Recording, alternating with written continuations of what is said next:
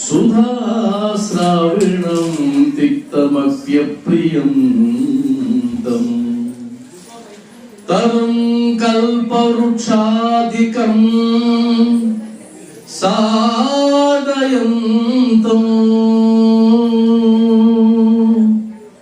నమామి ఈశ్వరం సద్గురు సాయినాథం.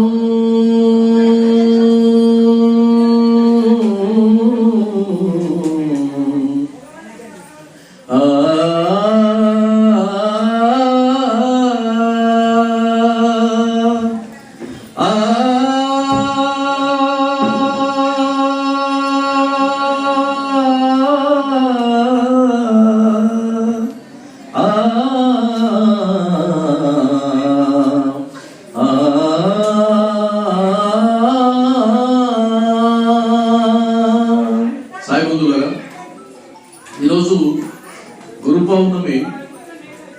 ఈ గురు పౌర్ణమి సందర్భంగా ప్రపంచం అంతా అనాలి. ఎందుకంటే ఈరోజే నాకు దాదాపు అనేక దేశాల నుంచి ఫోటోలు కూడా వచ్చాయి. షిరిడి సాయిబాబా మందిరాల నుంచి గురు పౌర్ణమి ఉత్సవం జరుగుతున్నటువంటి దృశ్యాలన్నీ కూడా ఫోటోల రూపంలో వచ్చాయి. అంటే అర్థం ప్రపంచవ్యాప్తంగా ఉన్నటువంటి భక్తులు అనడానికి బదులుగా నేను సాయి భక్తులు అని అంటాను. ఎందుకంటే ఇక్కడ ఉన్నదంతా కూడా సాయి భక్తులా కాదా? గట్టిగా చెప్పండి. సాయి భక్తులే కాదు, మనం విష్ణు భక్తులం, రామ భక్తులం, అమ్మవారి భక్తులం, శివయ్య భక్తులం కూడా కదా. కాబట్టి మనం అందరం కలిసిన వాళ్ళం ఇక్కడ ఉన్నాం. కేవలం బాబా గుడికి మాత్రమే వచ్చేవాళ్ళు అయితే కనుక, బాబా వారిని మాత్రమే పూజించేవారైతే కనుక, బాబా తప్ప ఇతర దేవతా మూర్తులు జోలికి కూడా పోని వారైతే కనుక ఈరోజు సత్యనారాయణ వ్రతం ఎందుకు చేశారు? మీరు ఈరోజు సాయి సత్యవ్రతం చేసి ఉండొచ్చు కదా. బాబా తత్వంలో సాయి తత్వవ్రతం కూడా ఉంది కదా.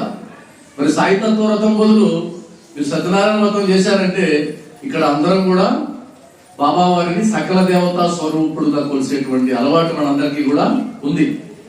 వేరుగా అలా చూడాల్సిన అవసరం లేదని కూడా నా అభిప్రాయం. కాబట్టి బాబాలో అందరినీ చూడడం, అందరినీ బాబాలో చూడడం అనేది మనకు మాత్రమే అలవాటైనటువంటి విషయం. అది సాయి భక్తులకి మాత్రమే సాధ్యమైనటువంటి విషయం. కాబట్టి ఆ విధంగా చూస్తే మనం చాలా గొప్ప స్థాయిలో ఉన్నట్టు భావన. కాబట్టి నేనేమంటానంటే ఈరోజు గురు పౌర్ణమికి సంబంధించి ఇంకో పేరు కూడా ఉంది. దాని పేరు వ్యాస పూర్ణిమ. అందరికి తెలిసిన విషయమే. కాబట్టి మొట్టమొదటిగా గురు వైభవం చెప్పుకొని ఆ తర్వాత సాయి వైభవం చెప్పుకుందామనే ప్రణాళికతో వచ్చాం. కానీ సమయం కుదరనందువల్ల రెండింటినీ కలిపి ఒకేసారి చెప్పుకోవాల్సిన పరిస్థితి వచ్చింది. కాబట్టి ఆ వ్యాస పూర్ణిమ అనేటువంటి కథని క్లుప్తంగా మాత్రమే చెప్పుకునే ప్రయత్నం చేద్దాం. పూర్తిగా చెప్పుకునే టైం లేదు కాబట్టి. మరి ఈరోజు వ్యాస పూర్ణిమ అన్నాం. అంటే వ్యాసుడు జన్మించినటువంటి తిథి ఈరోజు. వ్యాస మహర్షి జన్మించినటువంటి తిథి. మరి ఆ వ్యాసుడు ఎవరు అంటే ఈరోజు మనం ప్రసంగాలు చేసేటప్పుడు ఒక పదం వింటూ ఉంటాం, శాస్త్రం శాస్త్రం శాస్త్రం అని. ఆ శాస్త్రం అన్నదాన్ని మనకు తెలిపిన వారే వ్యాస భగవానుడు. వేదాలను విభజించిన వాడు, 18 పురాణాలను రచించి మనకు అందించిన వాడు, భాగవతాన్ని అందించిన వాడు, మహాభారతాన్ని రచించిన వాడు. కాబట్టి ఆయన లేడు అంటే గనక శాస్త్రాలు లేవు, ఆయన లేడు అంటే గనక ఆధ్యాత్మిక ప్రవచనాలు లేవు, ఆయన లేడు అంటే గనక భక్తి మార్గదర్శకత్వం కూడా లేదు.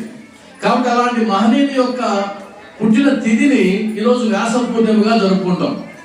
మరి వ్యాస పూర్ణిమ వ్యాసుని మందిరాల్లో కదా జరగాలి ఎక్కువగా. ఇప్పుడు ఎవరి మందిరాల్లో ఎక్కువ జరుగుతోంది వ్యాస పూర్ణిమ? ఏ మందిరాలు ఎక్కువ జరుగుతోంది? గురు పౌర్ణిమ. గురు పౌర్ణిమ అంటే ఎక్కడ వగిస్తాం మనం? బాబా దగ్గరికి వస్తాం, అంతే కదా. ఇప్పుడు ఎక్కడ చూసినా భక్తులందరూ బాబా కుటుంబంలో వేలాది మంది లక్షలాది మంది ఉంటారు. మరి ఎందుకు ఇలా మార్పు వచ్చింది, ఎందుకు ఇలా తేడా వచ్చిందని ఈరోజు మాట్లాడుకోవాల్సిన అంశం ఒకటి ఉంది. ఒక శ్లోకాన్ని మన అందరం కూడా గట్టిగా అన్నాం. నేను అంటాను, మీరు కూడా అనండి. వ్యాసాయ విష్ణు రూపాయ వ్యాసాయ విష్ణు రూపాయ వ్యాస రూపాయ విష్ణవే నమో వై బ్రహ్మనిధయే నమో వై బ్రహ్మనిధయే వాసిష్ఠాయ నమో నమః వాసిష్ఠాయ నమో నమః. అంటే ఆ విష్ణుమూర్తే వ్యాస భగవానుడుగా వచ్చాడు. వ్యాస భగవానుడుగా వచ్చి అనేక సనాతన సాంప్రదాయంలో ఉండేటువంటి గ్రంథాలని అందించాడు, వేదాలను విభజింపజేశాడు. ఆయన ఎవరు అంటే వశిష్ఠుని యొక్క వంశంలో పుట్టినవాడు అనేది ఈ శ్లోకం యొక్క అర్థం. మరి ఆయన జన్మ రహస్యాన్ని క్లుప్తంగా చెప్పడానికి ప్రయత్నం చేస్తాం. మీ అందరికి తెలిసినటువంటి కథే. మీ అందరికి ఎక్కడి నుంచి తెలుసుకుంటొచ్చు బహుశా అంటే కనుక వ్యాసుడు పరాశర మహర్షి, మత్స్యగంధి అనేటువంటి ఇద్దరికి జన్మించిన వాడు. ఎంతమంది విన్నారో నాకు తెలియదు, సినిమా అయితే చూసి ఉండొచ్చు. పరాశర మహర్షి, మత్స్యగంధి వీరిద్దరికి జన్మించిన వాడు ఆయన. ఎవరైనా వేదవ్యాసుడు. మరి ఆ మత్స్యగంధి ఎక్కడి నుంచి వచ్చింది అంటే ఆమె చేప కడుపులో నుంచి వచ్చింది. ఎక్కడి నుంచి? చేప కడుపులో నుంచి వచ్చింది. చేప కడుపులో నుంచి ఎక్కడైనా మనుషులు వస్తారా? ఎప్పుడన్నా విన్నారా మీరు? వెళ్ళలేదు కదా. మరి వ్యాస జననం అలా జరిగింది. మరి ఆ చేప కడుపులోకి ఆమె ఎలా వెళ్ళింది? ఇదో ప్రశ్న కదా. క్లుప్తంగానే చెప్తా, పెద్ద కథ అది. పూర్వం చేది రాజ్యాన్ని పరిపాలించేటువంటి వసువు అనేటువంటి ఒక రాజు ఉండేవాడట. చేది రాజ్యాన్ని క్లుప్తంగా వినండి, ఎందుకంటే ఈరోజు ఆయన గురించి చెప్పుకుంటేనే మనకు మహాపుణ్యం. తర్వాత బాబా దగ్గరికి వస్తాం. చేది రాజ్యాన్ని పరిపాలించేటువంటి వసువు అనేటువంటి ఒక రాజు ఉండేవాడట. ఆ రాజు బ్రహ్మదేవుని కోసం తపస్సు చేశాడట. బ్రహ్మదేవుడు, ఇంద్రుడు వీరందరూ కలిసి ఈయన కనుక తపస్సు చేశాడంటే కనుక, ఈయన కనుక వరాలు పొందాడంటే కనుక ఇంద్ర నీ పదవికి అడ్డు వస్తాడు, కాబట్టి ఏదో ఒక కోరిక ఇచ్చేసి ఆయన తపస్సు విరమింపు చేయి అంటాడు. సినిమాలో చూస్తాం కదా మనం, ఎవరైనా తపస్సు చేస్తుంటే ఇంద్రుడు ఒప్పుకోడు, ఎందుకంటే ఆయన పదవి పోతుందని భయం పాపం. అప్పుడు వచ్చి ఆయనకి వరాలు ఇస్తారు. ఆ వరాల్లో చాలా ఉన్నాయి. ఒక వరం ఏంటంటే ఆయనకి పుష్పక విమానం ఇస్తారట. పుష్పక విమానం దేవతలకు మాత్రమే సాధ్యం, కానీ ఆ రాజుకి ఇచ్చి అయ్యా నువ్వు ఆనందంగా తిరుగు ఈ పుష్పక విమానంలో అని చెప్పి పుష్పక విమానం ఒకటి, మాల ఒకటి అన్ని ఇస్తారు. ఈయన ఏం చేస్తాడంటే ఆ పుష్పక విమానాన్ని ఎక్కి అంత సంచరిస్తూ ఉంటాడు. అందుకని ఆయనకు పేరు ఉపరిచర వసువు అని కూడా పేరు, అంటే పైన తిరుగుతూ ఉంటాడు. ఒక సందర్భంలో సుక్తిమతి అనేటువంటి ఒక నది, మీ పిల్లలకు ఒకసారి చెప్పి చూడండి ఈ కథని. సుక్తిమతి అనేటువంటి ఒక నది, ఎవరి పేరు అది? ఒక నది పేరు. కోలాహలుడు అనేటువంటి ఒక పర్వతం పేరు కోలాహలుడు. ఆయన పైన వెళ్తూ ఉంటే ఆ నది ప్రవహిస్తూ ఉంటే ఆ నది మీద పర్వతం ప్రేమలో పడింది. దేని మీద ప్రేమలో పడింది? నదిని పర్వతం ప్రేమించింది. పర్వతం ప్రేమించి ప్రవహిస్తున్నటువంటి ఆ నదికి అది అడ్డొచ్చి నిలబడింది. ఆయన పైన వెళ్ళేటువంటి ఆయన చూసి, అరే నదికి నువ్వు అడ్డొస్తావా అని తన కాలితో ఆ పర్వతాన్ని ఒక తన్నులు అన్నాడు. ఆ తన్నినప్పుడు ఆ పర్వతంలో ఒక రంధ్రం ఏర్పడింది. తల్లితో ఏర్పడుతుంది కదా మట్టిలో. ఆ రంధ్రంలోకి ఆ నది నీళ్లు వెళ్ళాయి. ఆ నది నీళ్లు వెళితే అంటే అర్థం పర్వతం నది కలుసుకున్నదని అర్థం. అలా కలుసుకోవడం ద్వారా ఇద్దరు పిల్లలు పుడతారు. కలుసుకోవడం ద్వారా ఇద్దరు పిల్లలు పుడతారు. ఎవరు కలుసుకున్నారండి ఇక్కడ? నది, పర్వతం. ఆ ఇద్దరు పిల్లల్లో ఒక అమ్మాయి పేరు గిరిక. ఆ గిరిక అనే అమ్మాయిని ఆ వసువు పెళ్లి చేసుకుంటాడు. ఆయనే కదా పర్వతాన్ని దానింది. ఇంకొక ఆయన్ని సేనాధిపతిగా చేసుకుంటాడు, కొడుకుని వదిలేసాడు. ఈ గిరికిని పెళ్లి చేసుకున్న తర్వాత ఒకరోజు ఆయన నాన్నగారి ఆజ్ఞ ప్రకారం వేటకు బయలుదేరతాడు. కథ వల్ల అడుగుతాను నేను ప్రశ్నలు. వేటకు బయలుదేరతాడు. వేటకు బయలుదేరి వేటాడే సమయంలో భార్య గుర్తుకొస్తుంది. భార్య గుర్తుకొచ్చి ఆయన కొత్తగా పెళ్ళైన వాడు కదా, అందువల్ల ఆమెను ఊహించుకుని ఆయన రేతస్సు పతనం అవుతుంది. ఆమె మీద కోరిక పుడుతుంది అనుకోండి. ఆ రేతస్సు పతనం అయితే ఆ పతనమైన రేతస్సుని ఒక డేగని విడిచి ఒక దోణిలో పట్టి ఆమె దగ్గర పంపిస్తాడు. వెళ్ళి నా భార్యకి ఇచ్చిరా అని. నేను ఇంకా అంతమించి తెలుగులో చెప్పలేను. ఆ తర్వాత ఆ డేగ తీసుకుని వెళ్తుంటే ఇంకొక డేగ వచ్చి ఇదేమో తినే పదార్థం ఏమోనని చెప్పి ఆ డేగతో కొట్లాడితే అవి రెండు పైన యుద్ధం చేసుకుంటే ఆ రెండింటి నుంచి కింద పడి యమునా నదిలో ఉన్న చేప నోట్లో పడుతుంది. ఆ యమునా నదిలో ఉన్న చేప మారు రూపంలో ఉన్నటువంటి శాపగ్రస్తురాలైన అద్రిక అనేటువంటి ఒక అప్సరస. ఆ అప్సరస నోట్లో పడితే ఆ నోట్లో పడినటువంటి వసువు ఆయన ధాతువు వల్ల మళ్ళా 2 పిల్లలు పుడతారు. ఆ 2 పిల్లల్లో ఆడపిల్ల మత్స్యగంధి. అర్థమైందా? చేపలోకి ఎలా వచ్చింది అనేది ఇది కథ. ఇది నేను కలిపిన కథ కాదు. ఇది మహాభారతంలో ఆది పర్వంలో రచించబడినటువంటి కథని నేను చాలా క్లుప్తంగా మీకు చెప్పాను. పెద్ద కథ అది. ఆ తర్వాత ఆ మత్స్యగంధిని దాశరాజు అనేటువంటి ఒక మత్స్య నాయకుడికి, మత్స్యరాజుకి, అక్కడ ఉన్న రాజుకి అప్పగించేసి వెళ్ళిపోతాడు. ఆ మత్స్యగంధి తండ్రికి సహాయంగా ఆ యమునా నదిని దాటిస్తూ ఉంటుంది ఎవరైనా వస్తే. అలాంటి సందర్భంలో పరాశర మహర్షి ఆ నదిని దాటడానికి వస్తాడు పడవ కోసం. పరాశర మహర్షి సామాన్యుడు కాదు, శక్తి మహర్షి యొక్క కుమారుడు, వశిష్ఠ మహర్షి యొక్క మనవడు. వశిష్ఠుడు తెలుసు కదా మనకు, గొప్ప వ్యక్తి. అయినా ఆ గొప్ప వ్యక్తికి ఈ మత్స్యగంధి అంటే చేపల వాసన వచ్చేటువంటి, ఆమె అక్కడ నిలబడుకుంటే 1 యోజనం దూరం వరకు చేపల కంపు ఉడుతుంది. అలాంటి చేపల కంపు ఉండేటువంటి ఆ మత్స్యగంధి మీద ఆయనకు మోహం కలుగుతుంది. అప్పుడు ఆయన అడుగుతాడు, మన ఇద్దరం సంగమించాలి అని. అప్పుడు ఆమె చెప్తుంది, తప్పు కదా, అందరూ చూస్తుండగా ఎలా సాధ్యమవుతుంది అని అంటే ఆయన తపశ్శక్తితో మొత్తం చీకట్లు గమ్మేటట్టు చేస్తాడు. మరి నేను కన్యను కదా, నా కన్యత్వం పోతే నా తండ్రికి ఏం సమాధానం చెప్పాలి అంటే, నువ్వు నాతో కలిసినా కూడా నీ కన్యత్వం పోకుండా నేను వరమిస్తాను అని అంటాడు. మూడవది, ఆమె ఒప్పుకుంటుంది కాబట్టి, నువ్వు ఒప్పుకున్నావు కాబట్టి నీకేదైనా వరం కావాలి కోరుకో అంటే, నా చేపల కంపుని పోగొట్టు స్వామి అంటుంది. అప్పుడు ఆయన గంధపు వాసననిచ్చి యోజన గ్రంథిగా మారుస్తాడు ఆమె. యోజన గ్రంథిగా అంటే ఆమె వస్తే 1 కిలోమీటర్ దూరం వరకు మంచి వాసన వస్తుంది. ఆ విధంగా వారిద్దరూ సంగమించడం ద్వారా అప్పటికప్పుడే పుట్టినటువంటి వాడు వ్యాస భగవానుడు. 9 నెలలు గర్భంలో మోసి పుట్టినటువంటి వాడు కాదు. అప్పటికప్పుడే పుట్టి అప్పటికప్పుడే ఎదిగి తల్లి నుంచి వీడ్కోలు తీసుకుని తపస్సు చేయడానికి వెళ్ళిపోతాడు. ఇది మీరు ఎవరికి చెప్పినా నమ్మించలేరు. నమ్మించగలరా మీరు? నమ్మించలేరు. కానీ కారణ జన్మలు అలానే ఉంటారు. మీరు చరిత్రలోకి వెళ్తే, పురాణాల్లోకి వెళ్తే అనేక జన్మలు ఇలానే ఉంటాయి. అప్పుడు టెక్నాలజీ అలా ఉందేమో నాకు తెలియదు. ఇప్పుడు టెక్నాలజీ ఉంది కదా, టెస్ట్ బేబీలు వచ్చాయి కదా, ఫెర్టిలిటీ సెంటర్లు వచ్చాయి కదా. ఈ ఫెర్టిలిటీ సెంటర్లు, టెస్ట్ ట్యూబ్ బేబీలు అప్పుడే ఉన్నాయి. ఎందుకంటే గాంధారి మాత ఆమె యొక్క గర్భం విచ్ఛిత్తి అయితే దాన్ని 101 కుండల్లో పెట్టి వేదవ్యాసుడు కౌరవుల్ని పుట్టిస్తాడు. అదే టెస్ట్ ట్యూబ్ బేబీ. ఇప్పుడు వచ్చాయి కొత్తగా, అప్పుడే వచ్చాయి. కాబట్టి ఫెర్టిలిటీ సెంటర్లు ఇప్పుడు చెప్పిన కథ అంతా అదే. అందువల్ల ఆ విధంగా జన్మించినటువంటి వేదవ్యాసుడు కారణ జన్ముడు అవుతాడు. ఆ తర్వాత ఆయన కథ చాలా పెద్దది. కాబట్టి వేదవ్యాస జననం అని ఎందుకు చెప్పుకున్నామంటే, ఆయన కారణ జన్ముడు. ఒకసారి అనండి, కారణ జన్ముడు అంటే ఆ భగవంతుడే ఏ సందర్భంలో అవసరమో, ఎవరు ఎలా జన్మించాలో ఆయన నిర్ణయిస్తాడు. ఆ నిర్ణయించిన ప్రకారమే ఈ భూమి మీదకి ఆయనే వస్తాడు.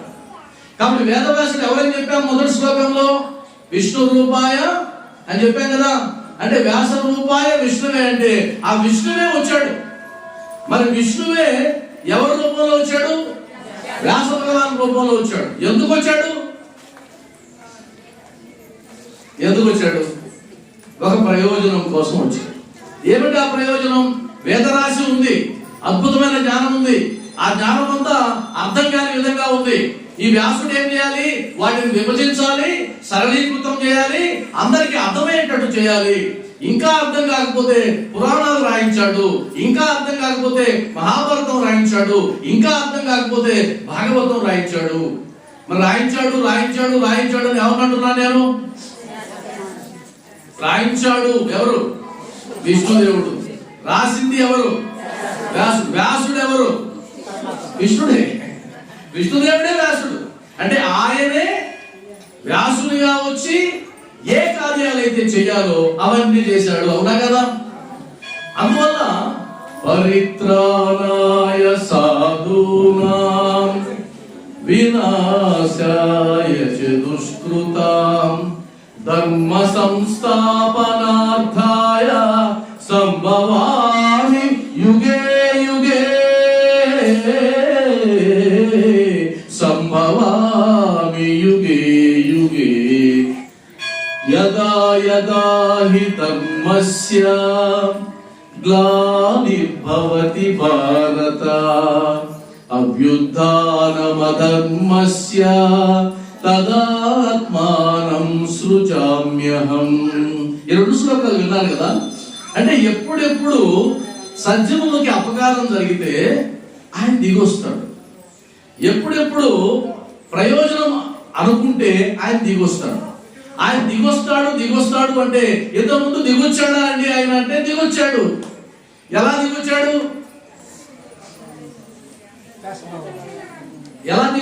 ఇంతకుముందు ఎప్పుడు భగవంతుడు దిగి రాలేదా భూమి మీదకి? శ్రీరాముడుగా వచ్చాడు కదా, రాలేదా? శ్రీరాముడుగా వచ్చాడు, శ్రీకృష్ణుడుగా వచ్చాడు, వెంకటేశ్వర స్వామిగా వచ్చాడు, రకరకాల గురువుల రూపంలో వచ్చాడు. అవునా? వేదవ్యాసుడు గురువే కదా, ఆయన రూపంలో కూడా వచ్చాడు. మరి అన్ని రూపాలలో వచ్చినటువంటి విష్ణు భగవానుడు బాబా రూపంలో ఎందుకు రాడు? ఇది నా ప్రశ్న. అన్ని రూపాల్లో వచ్చినటువంటి విష్ణు భగవానుడు బాబా రూపంలో రానని ఎక్కడైనా చెప్పాడా? లేదు. నేను చెప్పినటువంటి రెండు శ్లోకాలలో పరిత్రాణాయ సాధూనాం వినాశాయ చతుష్కృతాం ధర్మ సంస్థాపనార్థాయ సంభవామి యుగే యుగే అన్న దాంట్లో ఎక్కడైనా కుల ప్రస్తావన ఉందా? మత ప్రస్తావన ఉందా? అయ్యా నేను ఈ మతంలోనే పుడతానని ఎక్కడైనా చెప్పాడా? ఈ కులంలోనే పుడతాను ఎక్కడైనా చెప్పాడా? లేదు కదా. మరి శ్రీకృష్ణ భగవానుడు ఏ కులంలో పుట్టాడు? యాదవ కులంలో పుట్టాడు కదా. అంటే అర్థం, మహాత్ముల జననానికి కులాలు మతాలు జాతి అడ్డు రావు. ఇది మనం చెప్తున్నది కాదు, సనాతన ధర్మం చెప్తున్నటువంటిది. నిజమా కాదు? మీకు అర్థమైందా మొత్తానికి? అంటే అర్థం ఏంటంటే ఎక్కడ ఏ ప్రయోజనం జరుగుతుందో, ఏ ప్రయోజనం అవసరమో అది ఆయనకే తెలుసు. ఎలా అవతరించాలో ఆయనకే తెలుసు. అవతరించేటప్పుడు ఏ విధమైనటువంటి వేషభాషలతో రావాలో ఆయనకే తెలుసు. మనకేం సంబంధం? మనకి సంబంధం లేదు. కాబట్టి ఒక గురువు వచ్చాడు అంటే అర్థం ఏంటి? ఆ గురువు ఏదో ఒక ప్రయోజనంతో వస్తాడు. మరి వారందరూ ఆ ప్రయోజనంతో వచ్చిన వారే కదండి. వేదవ్యాసుడు, ఆదిశంకరాచార్యులు, ఆ తర్వాత వచ్చేటువంటి అనేక మంది మహనీయులందరూ కూడా ఆ గురు పరంపరలో వచ్చిన వాళ్ళే కదా. మరి ఆ గురు పరంపరలో వచ్చినటువంటి వారందరికీ లేనటువంటి వైభవం, వారందరికీ లేనటువంటి మందిరాలు, కేవలం 200 సంవత్సరాల చరిత్ర మాత్రమే కలిగినటువంటి షిరిడి సాయినాథుడికి ఎందుకు వచ్చాయి? అది ప్రశ్న, అందరి మనసులో ఉండేటువంటి ప్రశ్న. వారందరూ వేదాలను విభజించిన వారు. మరి వేదవ్యాసుడికి మీ ఊర్లో ఉందా మందిరం? ఆది శంకరాచార్యులు లేకపోతే శాస్త్రమే లేదు, శాస్త్ర జ్ఞానమే లేదు. ఉందా మీ ఊర్లో? మరి షిరిడి సాయినాథుడికి ఊరూరా ఉంది కదా. మరి ఎందుకు ఉంది అనే ప్రశ్న చాలా మందిని వేధిస్తున్నటువంటి ప్రశ్న. ఈయన రాబట్టి కదా మా గురువులందరూ కూడా లోపలికి వెళ్ళిపోయారు, మరుగున పడిపోయారు అనేటువంటి బాధ కూడా ఉంది. కానీ వాస్తవానికి బాబా వారు వారికి భిన్నము కాదు, వారికి వ్యతిరేకము కాదు.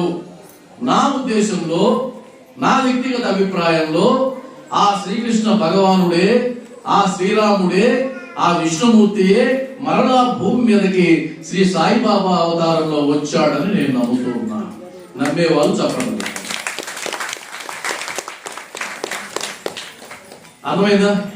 ధర్మమును కాచిన శ్రీరాముడవు నీవేనులే, చిన్ని కృష్ణుడవు నీవేనులే, సాయి షిరిడి గోకులమే, సాయి రామ జయ సాయి కృష్ణ నిన్ను కొలిచేను ఈ జగమే, సాయి రామ జయ సాయి కృష్ణ నిన్ను కొలిచేను ఈ జగమే.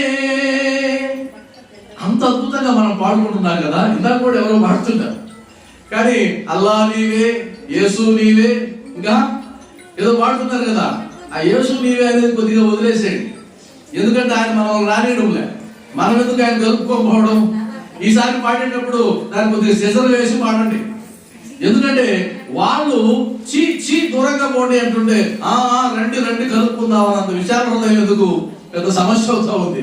కాబట్టి ఆయన సర్వమత సామరస్యంతోనే వచ్చాడు బాబా వారు.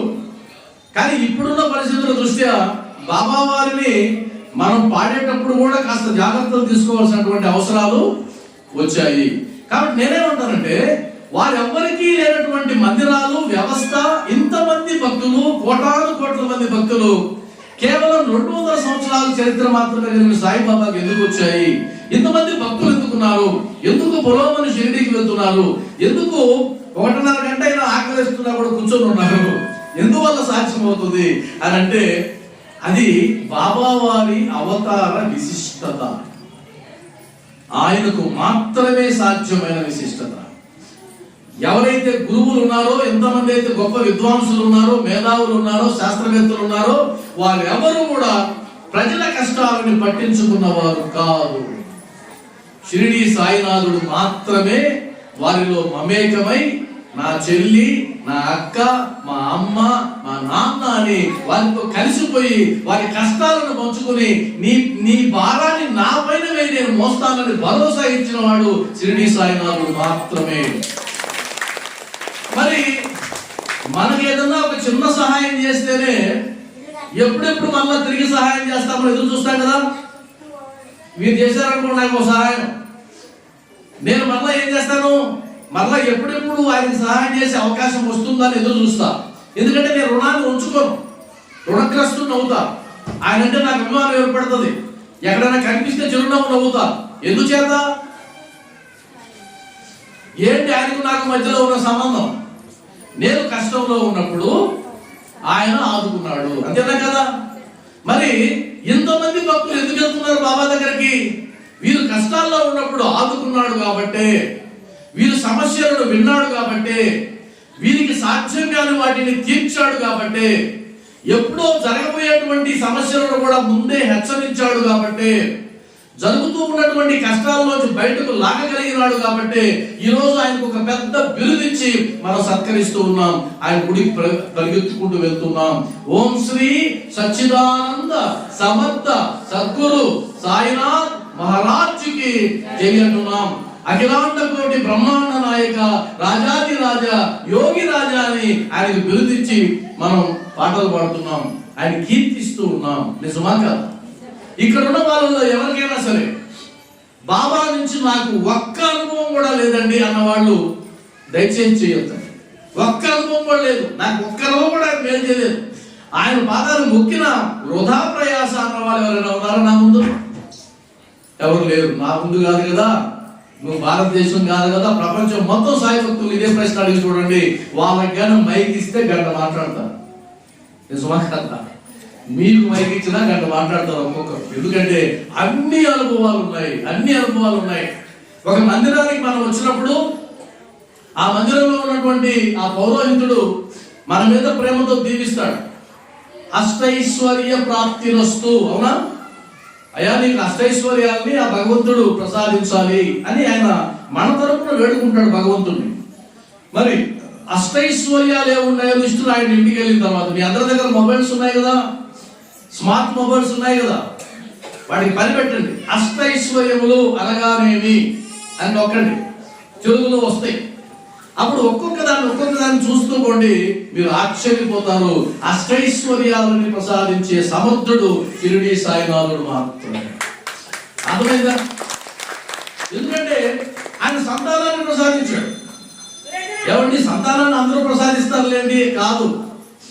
అంటే ఇక నీకు పిల్లలు పుట్టరు అని సైన్స్ చెప్పినా కూడా, ఇక సాధ్యపడదు, ఈ దంపతులకు పిల్లలు కలగరు, 50 ఏళ్ళు దాటిపోయినాయని సైన్స్ చెప్పినా కూడా బాబా వారి కరుణతో పిల్లలు పుట్టిన వాళ్ళు ఉన్నారు.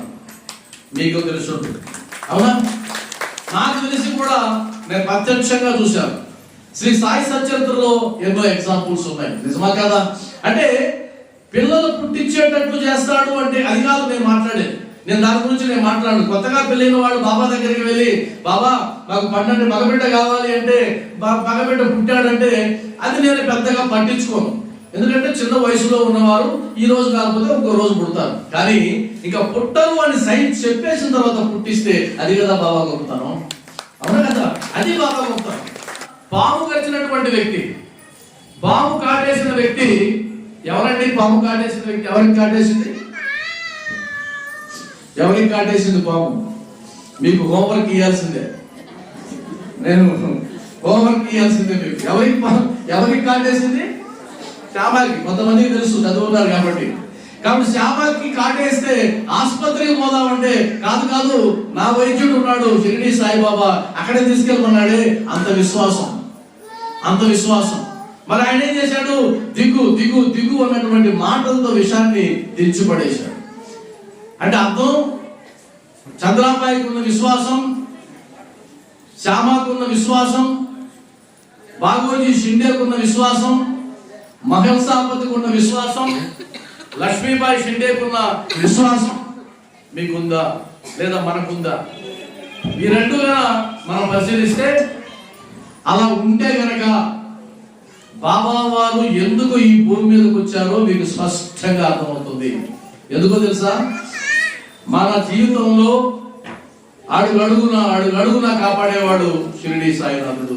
మిగతా దేవుళ్ళు కాపాడా అండి అని మీరు వెంటనే అడగొచ్చున్న ప్రశ్న. మిగతా దేవుళ్ళు బాబా వేరు కాదని నేను ముందుగానే చెప్పా కాబట్టి ఆ ఇబ్బంది ఏం లేదు. అందువల్ల బాబాకి ఎందుకు ఇన్ని మందిరాలు ఉన్నాయంటే, బాబా తన భక్తుల కష్టాలని గమనించేటువంటి వాడు, భక్తుల కష్టాలను తీర్చేటువంటి వాడు. కాబట్టి ఆ కృతజ్ఞతతో కోట్లాది మంది బాబా మందిరాలకి వెళ్తున్నారు. మరి బాబా మాత్రమే చేయగలిగినటువంటిది ఏదైనా ఉన్నాయా ప్రత్యేకంగా అని అంటే, ఇంకొక విషయం చెప్తాను. అదేంటంటే, ఉదాహరణకి మనకు ఎన్ని కాలాలు ఉన్నాయండి? కాలాలు తెలుసు కదా? వర్తమాన కాలం, భూతకాలం, భవిష్యత్ కాలం తెలుసు కదా? ఇంకో కాలం కూడా ఉంది, పోయే కాలం. పోయే కాలం ఒకటి ఉంది. అంటే వర్తమాన కాలం అంటే జరుగుతూ ఉంది, ఇప్పుడు జరుగుతూ ఉంది, మనం అందరూ ఇక్కడ కూర్చొని ఉన్నాం. భవిష్యత్ కాలం అంటే ఇక్కడి నుంచి బయటికి వెళ్ళిన తర్వాత స్టార్ట్ అవుతుంది, అవునా? భూతకాలం అంటే ఇప్పటిదాకా జీవించిన కాలం. మా ఫోన్ ఎవరు వాడుతున్నారు, అర్థమైందా? నేనేమంటానంటే, భూతకాలంలో ఏం జరిగిందో మీకు తెలుసా తెలీదా? మీకు గడిచిన కాలంలో చెప్తారు కదా. ఉదాహరణకి నేను అనుకోండి, నా భూతకాలం అంటే నాకు 54 సంవత్సరాలు. 54 సంవత్సరాల ముందు ఏం జరిగింది సార్ అంటే నేను మొత్తం చెప్పేస్తా కదా, అవునా కదా? మీరు కూడా చెప్పేస్తారు. నా భవిష్యత్తు ఉంటుంది కదా, ఎంతకాలం బతుకుతాం కదా. మరి భవిష్యత్తులో ఏమవుతారు సార్ అంటే చెప్తారు ఎవరన్నా? చెప్పలేదు. భవిష్యత్తు దాకా ఎందుకు? ఈరోజు సాయంత్రానికి ఏం జరుగుతుందో కూడా తెలియదు. సాయంత్రం దాకా ఎందుకు? మరుక్షణం ఏం జరుగుతుందో కూడా తెలియదు, అవునా కదా? మరి వర్తమానం తెలుసా? ఏం జరుగుతుంది వర్తమానంలో? సత్సంగం జరుగుతాం. మీరేం చేస్తున్నారు? వింటున్నారు. కానీ వింటున్నారని అందరూ అనుకుంటున్నారు, కానీ ఆ వర్తమానం కూడా మీ చేతిలో లేదు. ఎందుకంటే విన్నట్టు నటిస్తున్నారు చాలా మంది, అవునా? మనం ఏమనుకుంటాం? అబ్బా సత్సంగం ఎంత శ్రద్ధగా వింటున్నారండి అనుకుంటాం. కాదు, కొంతమంది గురుగా కూడా చూస్తున్నారు. ఇంకెప్పటి కాపుతాడు ఈయన, ఇప్పుడే మొదలు పెట్టాడు, ఇంతవరకు ఏమి మొదలే కాలేదు అంటే అర్థం వర్తమానం కూడా నీ చేతిలో లేదు. అది కూడా మారిపోతూ ఉంది, అవునా కదా? ఎప్పుడు లేస్తారో కూడా తెలియదు. ఎవరైనా ఒక్కరిగా లేచారనుకోండి పైకి, వెంటనే వెనక తిరిగి చూసి భోజనాలు ఏమైనా పెడుతున్నారా ఇంకంటే ఒక్కొక్కరు అంటే ఏమైంది? వర్తమానం కూడా మారిపోయిందా లేదా? వర్తమానం కూడా మారిపోయింది. అంటే అర్థం ఏంటంటే, మనకు 3 కాలాలు మారిపోతాయి, ఒక్క కాలం మాత్రమే మారుతుంది, పోయే కాలం మారుతుంది. అది శాశ్వతంగా ఉంటుంది, అది అందరికీ రాసేయబడింది. Date of death already return. లేదండి నేను ఒక 50 సంవత్సరాల దాకా చనిపోవాలనుకోవట్లేదండి, కుదురుతుందా? ఎవరైనా ప్రామిస్ నోట్ ఇచ్చారా? జరగదు. అది మాత్రం నీ చేతిలో లేదు, కానీ కంపల్సరీ వస్తుంది, అవునా కదా? గురువు ఏం చేస్తారంటే, ఈ 4 కాలాల గురించి మాట్లాడతారు. బాబా వారు ఏం చేస్తారంటే, నా గతంలో ఏమైతే జరిగిందో, ఏం జరిగిందో నాకు తెలుసు, కానీ అలా ఎందుకు జరిగిందో నాకు నిజం. ఒక 3 అమ్మాయిలు నేను పెళ్లి చూపులకు వెళ్ళా. ఈ అమ్మాయి నచ్చలా, ఈ అమ్మాయి నచ్చలా, ఈ అమ్మాయి నచ్చింది అని చేసుకున్నా. ఈ అమ్మాయి ఎందుకు నచ్చలేదో నాకు తెలియదు, ఇంకొక అమ్మాయి ఎందుకు నచ్చలేదో తెలియదు, ఈ అమ్మాయి ఎందుకు నచ్చిందో కూడా నాకు తెలియదు. ఎప్పుడు తెలుస్తుంది? పెళ్ళైన తర్వాత, ఆమె విశ్వరూపం ప్రదర్శించిన తర్వాత, కాలికి అవతారం ఎత్తిన తర్వాత, అరే అన్యాయంగా చేసుకున్నారే, ఆ ఇద్దరు బిడ్డలు చేసుకుంటూ బాగుండేది, అప్పుడు తెలుస్తుంది. అంటే అర్థం ఏంటి? నీ గతంలో నువ్వు జరిగింది తెలుసు, కానీ అలా ఎందుకు జరిగిందో. కొంతమంది బాగా చదివారు, ఉద్యోగం రాలా, తెలియదు ఎందుకో. కొంతమంది వాడికంటే బాగా దారుణంగా చదివాడు, ఉద్యోగం వచ్చింది, తెలియదు. ఒక అబ్బాయిని పెళ్లి చేసుకుంటే వాడు అందం లేకపోయినా అద్భుతంగా చూసుకుంటున్నాడు, లక్షల ఆస్తి సంపాదించాడు, కోట్ల ఆస్తి సంపాదించాడు, ఎదిగిపోతున్నారు. బ్రహ్మాండమైన వాడిని పెళ్లి చేస్తే వాడు కట్నం కోసం వేధించి కిరసాల కోసం తగలబెట్టాడు, తెలియదు. నిజమా కదా? బిడ్డలు బాగా సాగుతారు, నన్ను ఆదుకుంటారని బిడ్డలు సాగితే వాళ్ళు ముంచి అనాథాశ్రమంలో పెట్టేసి వెళ్ళిపోయినారు. ఈ బిడ్డలు ఎందుకు పనికిరాలనుకున్న వాళ్ళు తల్లిదండ్రులు కంటికి రెప్పలా చూసుకుంటూ ఉన్నారు. అంటే ఏం తెలుసు మనకు? ఏం నిర్ణయించగలం మనం? మన చేతిలో ఏమీ లేదనేది మీరు ఒక్కసారి ఆలోచిస్తే అర్థమైపోతుంది స్పష్టంగా. భవిష్యత్తు ఇప్పుడు బాగానే ఉంది, హ్యాపీగా ఉంది, సంసారం అంతా హ్యాపీగా ఉంది. ఎప్పుడు ఏదొచ్చి పడుతుందో తెలీదు, అవునా కదా? ఈ మధ్యకాలంలో బాగా ఉన్న ఫ్యామిలీ, అద్భుతంగా ఉన్న ఫ్యామిలీ, ఒక్క వార్త తెలిసి మొత్తం కుటుంబం మొత్తం చిరిగిపోయింది. ఆ వార్త ఏంటంటే, డాక్టర్ దగ్గరికి అనారోగ్యంతో పోతే, అమ్మా నీకు క్యాన్సర్ 3వ స్టేజ్ అయిపోయింది. ఒక్కసారి మొత్తం కొలాప్స్ అయిపోయింది. అర్థమైందా? అంటే అర్థం ఏంటంటే, భవిష్యత్తులో మన కర్మలో ఏముందో ఎవ్వరికీ తెలిసే అవకాశం లేదు. అర్థమైందా? అందువల్ల నేనేమంటానంటే, మన కర్మలో ఏముందో మనకు తెలియదు కాబట్టి, అంతకుముందు జన్మల్లో మనం ఎలా పుట్టామో ఏం చేశామో తెలియదు కాబట్టి, మనం మన కర్మని సరిచేయగలిగినటువంటి, మన కర్మని రద్దు చేయగలిగినటువంటి, మన కర్మని పోస్ట్పోన్ చేయగలిగినటువంటి ఆ మహాత్ముడు ఎవరైతే ఉంటారో ఆయన పాదాల దగ్గర ఉంటే తప్ప మనం క్షేమంగా ఉండే అవకాశం. మరి ఎవరు అంటే నేను చెప్తే కాదు, శాస్త్రం చెప్పాలి. పరమశివుడితో పార్వతీదేవి చెప్పిన సంవాదంలో, నాథ మానవులందరూ కర్మబద్ధులై జీవించవలసిందేనా, ఆ కష్టాలు అనుభవించవలసిందేనా, మరొక ఉపాయం లేదా వాళ్ళకి అని అంటే, ఆయన చెప్పిన మాట ఏంటంటే ఒకే ఒక్క ఉపాయం ఉంది. అదేంటి అంటే, సద్గురువు పాదాలు పట్టుకుంటే తప్ప కర్మలో మార్పు రాదు అని తేల్చిపడేశారు. మరి ఇప్పుడు మనం పట్టుకున్నటువంటి సద్గురు ఎవరు? సమర్థ సద్గురు. ఆయన పాదాలు పట్టుకుంటే ఏమవుతుంది? మీకు ఒక ఎగ్జాంపుల్ చెప్తా. మీకు దగ్గరలోనే ఎగ్జాంపుల్ అంటే నేను ఊరి పేర్లు చెప్పను కాబట్టి ఉదాహరణ తీసుకోండి. తన బిడ్డకి ఇంటర్మీడియట్ చదువుతున్న బిడ్డ కళ్ళు తిరిగి పడిపోయాడు కాలేజీలో. కళ్ళు తిరిగి పడిపోతే హాస్పిటల్ తీసుకెళ్లారు కాలేజీ వాళ్ళే. ఏమండి ఈ అబ్బాయికి ఏదో ఉంది, టెస్టులు చేయాలి, మన దగ్గర లేవు, హైదరాబాద్ తీసుకుపోమన్నారు. హైదరాబాద్ తీసుకొచ్చిన తర్వాత ఒక డాక్టర్ దగ్గరికి వెళ్తే అప్పటికప్పుడు టెస్టులు అన్ని చేపించి, అమ్మా ఈ అబ్బాయికి గుండెలో రంధ్రం ఉంది కాబట్టి ఇలా జరిగింది, మీరు ఇంకాస్త పెద్ద హాస్పిటల్ తీసుకెళ్తే తప్ప మీరు చేయలేరు, అబ్బాయి బతకడు, కాకపోతే ఖర్చు ఎక్కువ. అప్పుడు ఏం చేసింది? బాబా భక్తురాలు, చిన్న ఫ్యామిలీ, ఏడ్చుకుంటూ వచ్చేసారు ఇంటికి. ఆ రాత్రి అంతా ఏడుస్తూ కూర్చున్నారు, వారం దాకా ఏడుస్తూనే ఉన్నారు. తర్వాత నాకు కూడా ఒకసారి ఫోన్ చేశారు, సరే ఇలా జరుగుతూ ఉన్నారు, బాబా మీద బాగా వేయండి అని చెప్తాం, అంతే కదా మనం ఏం చెప్తాం. ఆ తర్వాత ఆమె ఏం చేసిందంటే బాబాని వేడుకునింది. నేను అతిశయోక్తి చెప్పడం లే, ఇది అతిశయోక్తి కాదు, జరిగిన కథ చెప్తున్నా. ఆమె వెంటనే బాబా దగ్గరికి వెళ్ళి ఏడుస్తూ కూర్చునింది. ఇంకో పని లేదు, అన్నం తినడం మానేసింది, ఏడుస్తూ కూర్చునింది. ఎదిగినటువంటి బిడ్డ ఆసుపత్రి పాలైతే ఎలా ఉంటుంది? ఎవరికైనా బాధ ఉంటుంది కదా. ఆ బాధను అనుభవించలేకపోయింది. బాబా బాధ నీ మీద ఏమన్నావు కదా, నేను వేస్తున్నా, నీ ఇష్టం, నా బిడ్డను కాపాడాల్సిన బాధ్యత నీదే. అప్పుడు 2-3 రోజుల తర్వాత పెద్ద హాస్పిటల్కి వాళ్ళ పొలాలన్నీ తాకట్టు పెట్టి డబ్బులు తీసుకొని పోయినారు. ఆయన దగ్గరికి వెళ్ళి రిపోర్ట్లన్నీ పెట్టారు. వింటున్నారా? వినపడుతుందా? రిపోర్ట్లన్నీ పెడితే ఆయన అన్నాడు, ఆ రిపోర్ట్లు చూసి, సార్ నా బిడ్డ కోసం వచ్చాను, ఈ రిపోర్ట్లు ఎవరివి అన్న. వాడివే సార్. వాడివి కాదమ్మా, నువ్వు పొరపాటున ఇంకేదో తెచ్చినట్టున్నావు, ఇవి కాదు, నువ్వు తీసుకెళ్ళి వాడివి తీసుకురా.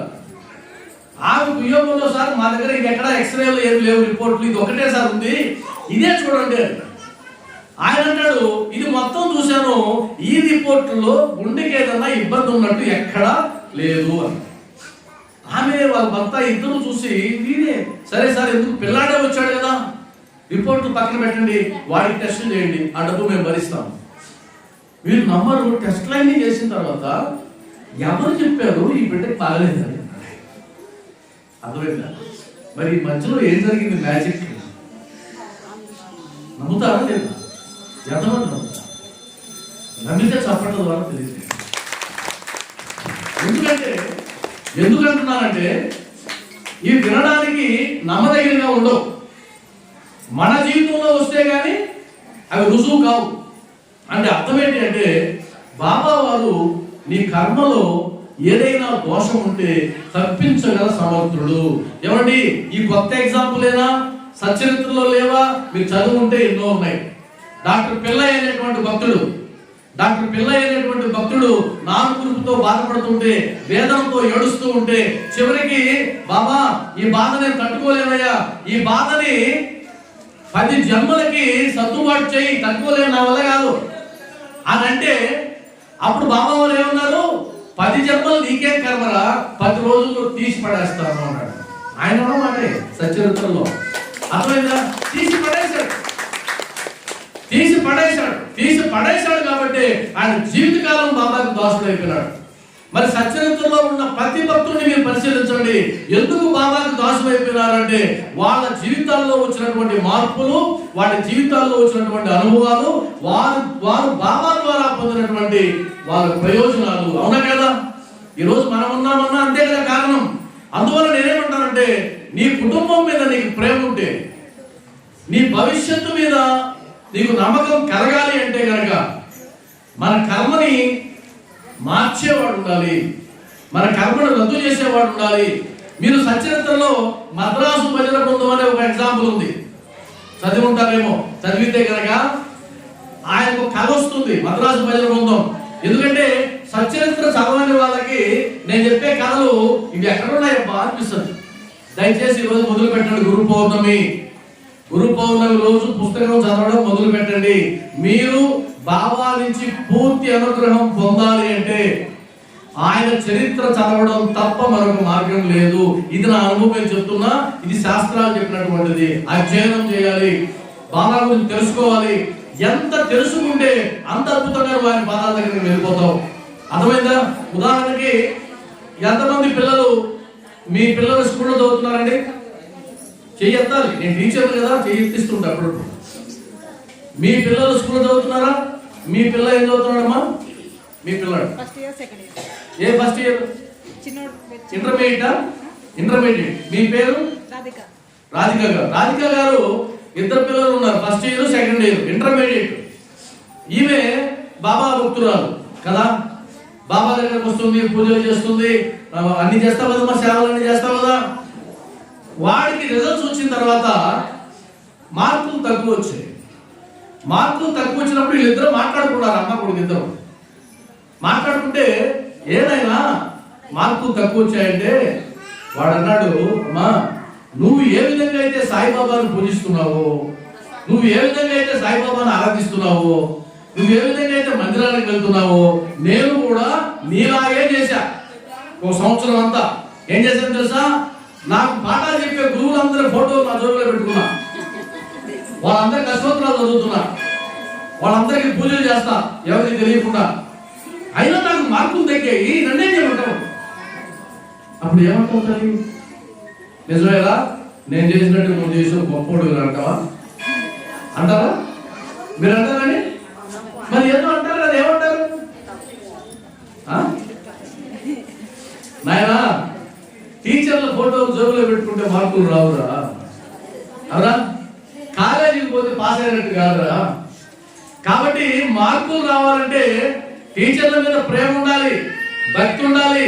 దాంతో పాటుగా వాళ్ళు చెప్పిన పాఠాలు చదవాలి. రా మూర్ఖుడు అంటారా లేదా? నేను మిమ్మల్ని కూడా అదే అంటున్నా. బాబా మీద భక్తి ఉంటే కాదు, బాబా మందిరాలకు వెళ్తే కాదు, బాబాను పూజిస్తే కాదు, వ్రతాలు చేస్తే కాదు, ఆయన చెప్పిన పాఠాలు నేర్చుకోవాలి. ఆ చెప్పిన పాఠాలను జీవితంలో అనుభవించాలి.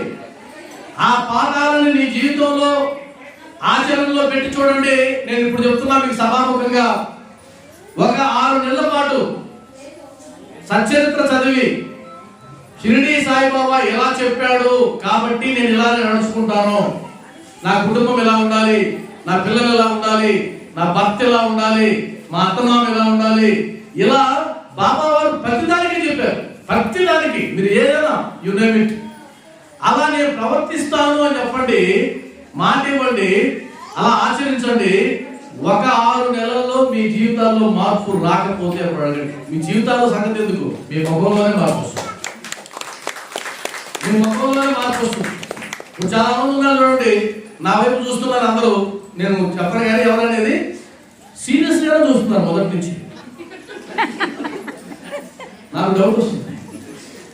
వాళ్ళు చచ్చినప్పుడు నవ్వడం, మేము నవ్వం సార్ అంటే చిరునవ్వు నవ్వగలిగేటువంటి స్థితి ఊరికనే వస్తుందా? అది భగవంతుని అనుగ్రహం వల్ల మాత్రమే సాధ్యమవుతుంది. ఏ ఇంట్లో ఇల్లాలు చిరునవ్వు నవ్వగలదో, ఏ ఇంట్లో ఇల్లాలు ప్రశాంతంగా ఉండగలదో వారి ఇల్లు మాత్రమే శోభాయమానంగా ఎదిగిపోతూ ఉంటాయి. ఆ కుటుంబం మాత్రమే. అలా కాకుండా ఎప్పుడు దిగేడు పెడుస్తూ, ఎప్పుడు కసురుకుంటూ, తిట్టుకుంటూ, ఈ మధ్యన ఎక్కడో చూసాం మేము. ఇక్కడ వెళ్తే నిన్న రైల్వే స్టేషన్లో ఆ పిల్లని కురుకురే ప్యాకెట్ వేసినామని చెత్తపుట్టలో ఆ పాప వేసిన దాన్ని కింద పడింది. ఆమె ఏం చేస్తుంది పాపం? చిన్నపిల్ల అంతే. మొదలు రామాయణం మొదలు పెట్టి అన్ని కాండలు మొదలు పెట్టింది, వాయిట్లు పడేసింది. చిన్నపిల్ల నువ్వు చిట్టుడేస్తే పుట్టుడేస్తున్నా నీ మొహంలో, ఇంకా ఆ బిడ్డలు ఎదుగుతుంది. కాబట్టి భక్తి అనేది ఏంటి తెలుసా? మీ జీవితంలో ఆనందం కోసమే భక్తి. ఊరకనే ఎందుకు? భక్తి ఉండాలంటే జీవితంలో ఆనందం ఉండాలి. జీవితంలో ఆనందం ఉండాలంటే మన ప్రవర్తనలో మార్పు రావాలి. ప్రవర్తనలో మార్పు రావాలంటే ఆ జ్ఞానం మనకు అందాలి. ఆ జ్ఞానం ఉండాలంటే చదవాలి. నేను చదవా, నీకు రా, అర్థమైందా? కాబట్టి సాయిబాబా బాబా గురించి ఎంత తెలుసుకుంటే ఆయన గొప్పతనం అంత తెలుస్తుంది. నేను మొన్న అమలాపురం వెళ్ళా, అంటే ఆంధ్రప్రదేశ్లో ఒక మూలది. ఈ రోజు ఇక్కడికి వచ్చా, ఇది ఈ మూల. అర్థమైందా? అంటే ఆ మూల ఈ మూల కొన్ని గంటలు దాదాపు 36 గంటలు ప్రయాణం చేసి వచ్చా. ఏం పిచ్చేమో పడిపోయిందా నాకేమన్నా? అప్పుడప్పుడు అనిపిస్తుంది పిచ్చేమో పట్టింది. నిజంగానే పిచ్చి పట్టింది. ఆ పిచ్చి మీకు కూడా పట్టాలని నా ఉద్దేశం. ఆ పిచ్చి పిచ్చమ్మా బాబా పిచ్చి పట్టింది. ఆ బాబా పిచ్చి మీకు ఎంత త్వరగా పడితే అంత శీఘ్రంగా మీరు బాబుడు పోతారు, మీ జీవితాలు బాబుడు పోతాయి. పిచ్చి పట్టండి, బాగా తప్పించండి ఆయన కోసం. అలా పట్టినందువల్ల ఏం సార్ లాభం అంటే మీరు విలువ కట్టలేనటువంటి లాభం. మీరు ఒక కారులో ఒక వ్యక్తి ప్రయాణం చేస్తూ ఒక నేషనల్ హైవేలో 4 సార్లు ఫల్టీ కొడితే కారు 70% పచ్చడైతే ఆ డ్రైవర్ సీట్ లో ఉన్నవాడు బయటికి ప్రాణాలతో రాగలరమ్మా? కనీసం గాయం కదా? వెంట్రుక వాసి గాయం రాకుండా బాబా వారు నన్ను బయటికి తీసుకొచ్చాడు. మరి నాకు పిచ్చి పట్టక ఏమంటారు? పిచ్చి పడుతుందో పెడతా? ఆ రోజు ఎగిరిపోయి ఉండేవాడిని. అందరూ అన్నారు చనిపోయాడా పాపం డ్రైవర్ అని పరిగెత్తుకుంటూ వచ్చాను. నేను చూస్తే పక్కన నిలబడుకున్నా. సార్ ఎక్కడ పోయాడు ఇలా అన్నాడు. నేనేదయ్యా ఆయన. ఎలా బయటకు వచ్చారు? వెంట్రుక వాసి దెబ్బలేదు. దాదాపు 5 లక్షల రూపాయల ఇన్సూరెన్స్ ఇచ్చారు ఆ కారుకి. 5 లక్షల ఇన్సూరెన్స్, 7 లక్షల రూపాయల కారుకి అంటే 80% డ్యామేజ్. మరి నేను బాబా పాదాలు విడిచిపెట్టొచ్చా? మీరు ఏమి చేసినా చేయకపోయినా షిరిడీ సాయినాథుని నమ్మి, సనాతన ధర్మాన్ని నమ్మి, సనాతన దేవుళ్ళని తోలనాడకుండా శ్రీరాముడిని ప్రేమిస్తూ, శ్రీకృష్ణుడిని ప్రేమిస్తూ, వ్యాస భగవానుడిని ప్రేమిస్తూ, అమ్మవారిని ప్రేమిస్తూ, శివుణ్ణి ప్రేమిస్తూ వారందరిలో బాబాను చూస్తారో బాబాని వాళ్ళందరిలో చూస్తారో మీరు ఏమైనా చేయండి, కానీ వారందరి అనుగ్రహానికి సూత్రధారి ఎవరైనా ఉన్నారు అంటే షిరిడి సాయినాథుడు మాత్రమే. ఈయన అనుగ్రహం వచ్చింది అంటే వాళ్ళందరి అనుగ్రహం ఆటోమేటిక్ గా మీ మీద ప్రసరిస్తుంది అని చెప్పడానికే నేను వచ్చాను. ఊదితో నరోగాలు గుణపరచినావు, ఊదితో నరోగాలు గుణపరచినావు, నమ్మిన వారిని మరువవు నీవు. ఊదితో నరోగాలు గుణపరచినావు, నమ్మిన వారిని మరువవు నీవు. మహిమల నిలయమే ద్వారకమాయి, మహిమల నిలయమే ద్వారకమాయి. సాయి బాబా దయగనవోయి, సాయి బాబా దయగనవోయి. సాయిరామ్ జయ జయ సాయిరామ్, సాయిరామ్ షిరిడి సాయిరామ్. ఒక విషయం చెప్పి ముగిస్తా. బాబా తత్వం ప్రేమ తత్వం. చెప్పండి ఒకసారి. బాబా తత్వం ప్రేమ తత్వం. బాబా మార్గం సన్మార్గం, బాబా మార్గం సన్మార్గం. మీరు ఆ మార్గంలో ప్రయాణించాలి, ఆ ప్రేమని పొందాలని మనస్ఫూర్తిగా కోరుకుంటూ నేను ముగిస్తున్నా. ఓం శ్రీ సచ్చిదానంద సమర్థ సద్గురు సాయినాథ్ మహారాజ్ కి, సాయినాథ్ మహారాజ్ కి, సాయినాథ్ మహారాజ్ కి, సాయినాథ్ మహారాజ్ కి. నిజంగా మా మహిళలందరూ పోస్టి మహిళలు అంటే క్రమశిక్షణ గల మహిళలు, కుటుంబానికి చాలా సిస్టమేటిక్ అయినారు. ఈరోజు రూపొందిన కార్యక్రమానికి ఉదయం నుంచి 6:30-7 గంటల నుంచి చేసిన సాయి సేవకులు మహిళా సభ్యులందరూ కూడా ప్రతి ఒక్కరికి కూడా మీపై మీ కుటుంబాలపై శ్రీ సాయినాథుని ఆశీస్సులు ఉండాలని కోరుతూ, ఇక్కడ కృష్ణగా చెప్పింది చెవులైన ఇక్కడ వదలకుండా ఆచరించి మన గురుతత్వాన్ని పెంపొందించుకొని ఈ ఒక గురువారం కాదు, ప్రతిరోజు మీరైతే ప్రతి గురువారం మాత్రం దయచేసి 8 పనులు వచ్చి ఆరాధన పాల్గొని ఇంత వెళ్ళండి. ఈరోజు పోటీ కాబట్టి షిరిడి సాయేశ్వర సాయి పరమేశ్వర,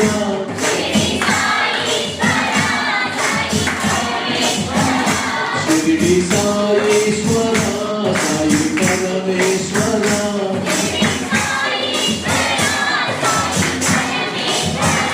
సర్వలోకేశ్వర సాయి జగదీశ్వర,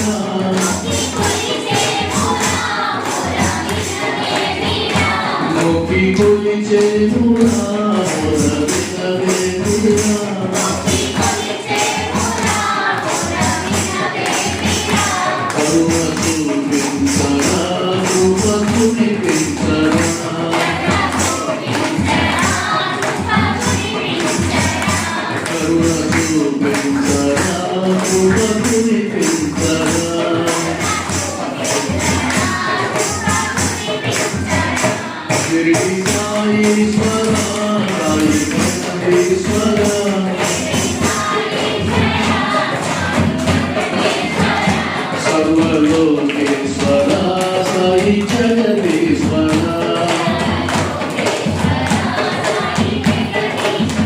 పూజ చేసే పురా ప్రేమ చూపించరా, పూజ చేసే పురా ప్రేమ, పూజ చేసే పురా ప్రేమ చూపించరా.